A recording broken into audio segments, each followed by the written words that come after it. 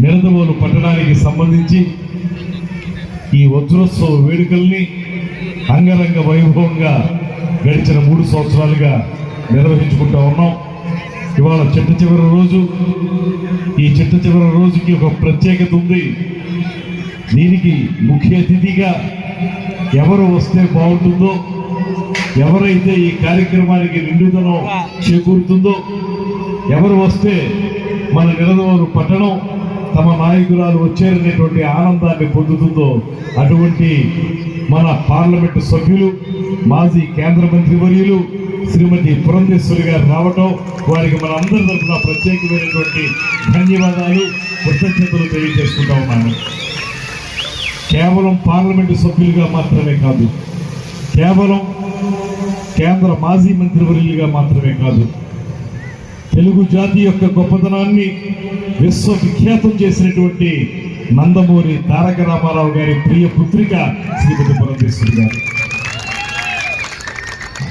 ఆ గొప్పతనం వారి మాటల్లో కానీ, వారి యొక్క కార్యక్రమాల్లో కానీ, వారు నడిచేటువంటి తీరులో కానీ, రాజకీయాన్ని నడిపించేటువంటి నడతలో కానీ అద్భుతంగా ముందుకు వెళ్ళేటువంటి సందర్భాలు అనేక సార్లు మనం చూడడం జరిగింది.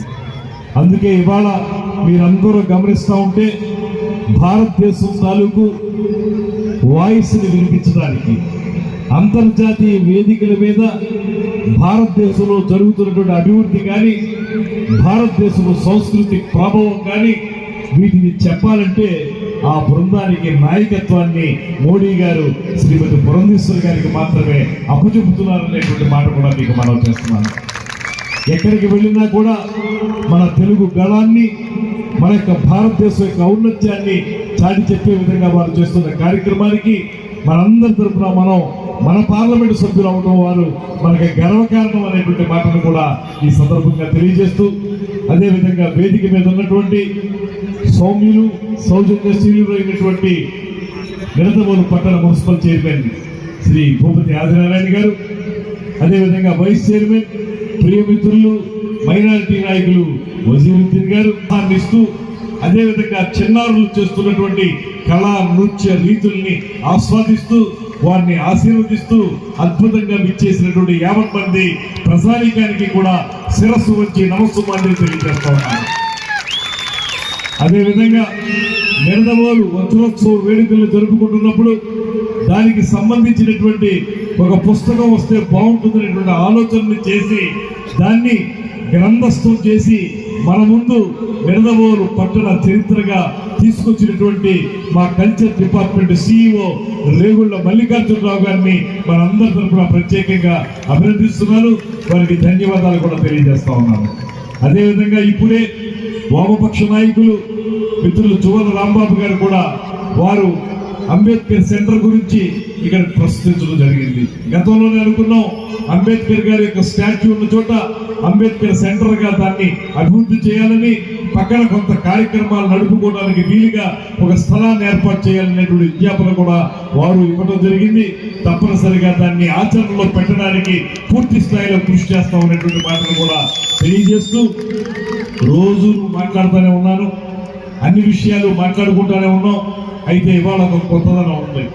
ఆ కొత్తదనం ఏంటంటే కూటమి ప్రభుత్వం యొక్క గొప్పతనం ఎలా ఉంటుందంటే, అవకాశం దొరికితే రాష్ట్రం మొత్తం అభివృద్ధి చేయాలనేటువంటి ఆలోచన నిరంతరం చేసేటువంటి ముఖ్యమంత్రి చంద్రబాబు నాయుడు గారు, అదేవిధంగా పేద వర్గాల వారికి బాసటగా నిలబడుతున్నటువంటి ఉప ముఖ్యమంత్రి పవన్ కళ్యాణ్ గారు, వారిద్దరికి పైన ఈ దేశంలోనే అత్యున్నతమైనటువంటి నాయకుడిగా ప్రపంచంలోనే పేరు పొందుతున్నటువంటి నరేంద్ర మోడీ గారు, ఈ ముగ్గురు కలిసి చేస్తున్నటువంటి ఈ డబుల్ ఇంజిన్ సర్కార్లో అనేక అభివృద్ధి కార్యక్రమాలను మనం చేపడతా ఉన్నాం. అందులో భాగంగా మొన్న మన ప్రారంభం రోజున లయన్స్ క్లబ్ లో జరిగినటువంటి కార్యక్రమంలో ప్రారంభోత్సవానికి విచ్చేసినటువంటి పురపాలక సంఘ శాఖ మార్చులు పెద్దలు అద్భుతంగా మనం నిడదవోలు పురపాలక వజ్రోత్సవ కార్యక్రమాలు నిర్విఘ్నంగా అద్భుతంగా మనం అందరం కూడా నిర్వహించుకుంటున్నాం. అటువంటి అద్భుతమైనటువంటి కార్యక్రమంలో చివరి రోజైనటువంటి ఈ రోజు నన్ను పాల్గొనేటువంటి అవకాశం నాకు అందించినటువంటి సోదరులు దుర్గేష్ గారికి, అదేవిధంగా కౌన్సిలర్లు చైర్పర్సన్ గారికి, అదేవిధంగా మున్సిపల్ అధికారులందరికీ, నిడదవోలు సోదరు సోదరిమణులకి ప్రతి ఒక్కరికి నా హృదయపూర్వక ధన్యవాదాలు నేను తెలియజేస్తున్నాను. నన్ను పరిచయం చేస్తున్నటువంటి సందర్భంలో ముఖ్య అతిథిగా నేను ఇక్కడికి రావడం జరిగింది అని చెప్పి అటు దుర్గేష్ గారు కావచ్చు, అదేవిధంగా వ్యాఖ్యాత కావచ్చు చెప్పడం జరిగింది. అయితే నేను తెలియజేసుకునేటువంటి విషయం ఏమిటంటే, ఇక్కడ నేను ముఖ్య అతిథిగా కన్నా మీరు ఆశీర్వదించినటువంటి మీ ఆడపడుచుగా నేను ఇక్కడికి వచ్చానని చెప్పి మీ అందరికీ కూడా నేను తెలియజేసుకుంటున్నటువంటి అంశం. నిడదవోలుకి చాలా గొప్ప చరిత్ర ఉన్నది అని చెప్పి మనందరికీ తెలిసినటువంటి అంశంగా నేను భావిస్తున్నాను. నిర్వధ్యాపురంగా ఒక రకంగా చెప్పాలంటే ఇంకొక పేరు కూడా నిర్వధ్యాపురంకి ఉండేది. అది నిడద ప్రోలు అని చెప్పి మనందరికీ కూడా చరిత్ర తెలియజేస్తున్నటువంటి విషయం.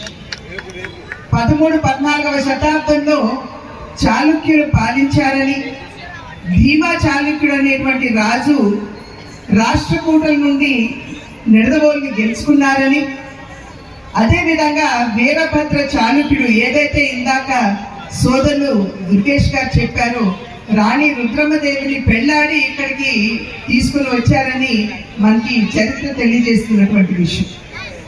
అదేవిధంగా ధార్మికంగా మనం చూసుకున్నట్లయితే 108 శివాలయాలు ఈ ప్రాంతంలో ఉన్నాయని, కోట సత్యమ తల్లి మన్ని నిరంతరం ఆశీర్వదిస్తూ ఇక్కడ ఆశీనులై ఉన్నారని, అదేవిధంగా లింగేశ్వర స్వామి ఈ మధ్య కాలంలోనే అక్కడ నంది విగ్రహం కూడా బయటపడినటువంటి విషయం మనందరికీ తెలుసు.